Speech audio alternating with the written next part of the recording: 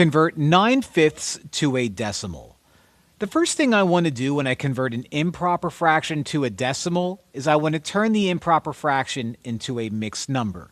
How do I turn 9/5 into a mixed number? Well, use long division and find out how many times 5 goes into 9. 5 goes into 9 one time. 1 times 5 is 5, and then we subtract. 9 minus 5 is 4. With no more numbers remaining, 4 becomes my remainder. How do I turn that into a mixed number? Well, the quotient of 1 is my whole number that lives out in front, 1. My remainder of 4 becomes my new numerator, and my old denominator of 5 stays my denominator of 5.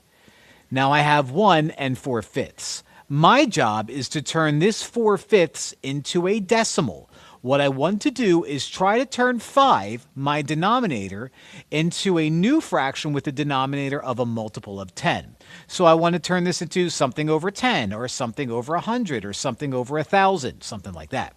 Now, can I turn 5 into 10? Sure. All I have to do is multiply 5 times 2, and that gives me a new denominator of 10. But if I multiply 5 by 2, I have to multiply the numerator by 2 as well, and that gives me 8. So 1 and 4/5 is the same as 1 and 8/10. Now that's not quite a decimal yet, but it's read as a decimal when I say 1 and 8/10, because 1 and 8/10 looks like this as a decimal, 1 and 8/10, 1.8.